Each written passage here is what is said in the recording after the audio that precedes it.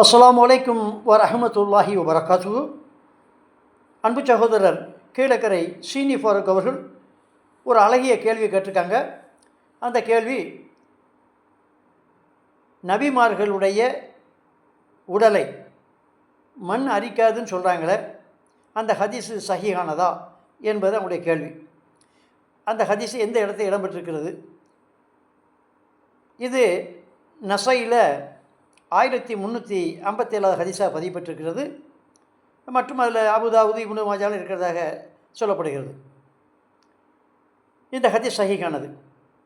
இந்த ஹதீஸில் எப்படி வருதுன்னா, இந்த கேள்விக்கு காரணம் ரசூலே கரீம் ஸல்லல்லாஹு அலைஹி வஸல்லம் அவர்களிடத்திலே அவர் சொல்கிறாங்க, ரசூல்லா வெள்ளிக்கிழமை இன்று தான் ஆதம் அலைஹிஸ்ஸலாம் படைக்கப்பட்டார்கள், அவர்கள் இறந்தார்கள், மயக்கம் ஒரு நாளும் இந்த நாள் தான் அப்படி சொல்லிவிட்டு, இந்த நாளில் என் பேரில் அதிகமாக சலவத்து சொல்லுங்கோ அப்படின்னு சொல்லும்பொழுது நபித்தோழர் சொல்கிறாங்க, எப்படி யாரை சொல்ல, நீங்கள் தான் மண்ணோட மண்ணை போன அப்புறம் மண் அரிசிடுமாங்கிறன்னு சொல்லும்போது அவங்க சொல்கிறாங்க, உங்களுடைய சலாத்து வந்து எங்களுக்கு எத்தி வைக்கப்படுதுன்னு சொல்லும்போது அந்த வார்த்தை சொல்கிறாங்க, அல்லாஹ் சுப்ஹானஹு வ தஆலா நபிமாருடைய இந்த உடலை மண் அரிக்காதுன்னு சொல்கிறாங்க.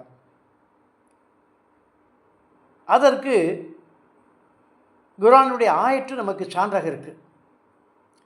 2வது அத்தியாயம் சூரா பக்ராவில் 259 வசனத்தில் சொல்லும் பொழுது, அதில் குறிப்பிடும் பொழுது, ஒரு மனிதர் ஒரு கிராமத்தை கடந்து போகிறார். அவர் நினைக்கிறார், இது எப்படி உயிர்ப்பிப்பான் அல்லாஹ் சுப்ஹானஹு வ தஆலா அப்படின்னு சொல்லி. அப்படி நினைக்கும் போது அல்லாஹ் சுப்ஹானஹு வ தஆலா அவரை இறப்பை ஏற்படுத்துகிறான். சிறிது காலத்துக்கு பின் அவரை உயிர்ப்பிக்கிறான். உயிர்ப்பிச்சுட்டு சொல்கிறான், அவர் கொண்டு போன கழுதையும் இருக்குது, உணவு ஒரு பக்கத்தில் இருக்குது. உணவும் கிடவில்லை, அவருடைய கழுதை அவருடைய அது எலும்பை தவிர எல்லாமே அது இத்து போயிடுச்சு. சிறிது நேரம் கழித்து அவர் சிறிது நாளைக்கு அப்புறம் உயிர்ப்பிச்சப்போ சொல்கிறான் அல்லாஹ் சுப்ஹானஹு வ தஆலா, எவ்வளோ நாளையாக உறங்கினேன் அப்படிங்கிறாங்க. நான் ஒரு 100 வருடங்கள் சொல்கிறார். அப்படின்னா ஒன்று பக்கத்தை கொண்டு வந்து சாப்பாடை பாரு, உணவை பாரு, இருக்குது, அப்படியே இருக்குது. கழுதையை பாருன்னா கழுதை எலும்பு தான் இருக்குது. இப்போ பாருன்னு சொல்லி உயிர்ப்பிக்கிறான் அல்லாஹ் சுப்ஹானஹு வ தஆலா. இப்படி சாதாரண மனிதன் குடிசாதன பெட்டியில் வச்சு காப்பாற்றுறான் பல பொருள்களை. சில ஊர்களில் வந்து பார்க்கலாம், அங்கே காஷ்மீர் போன்ற இடத்துல இந்த ஐஸ் ரொம்ப எப்போதுமே இருந்துக்கிட்டே இருக்கும். அந்த பகுதியிலலாம் வந்து அப்படியே இருக்கும் அந்த உடம்பு. ஆகையினால இது அல்லாஹ் சுப்ஹானஹு வ தஆலா அவனை நினைத்தால் ஒரு சர்வசாதாரணம்.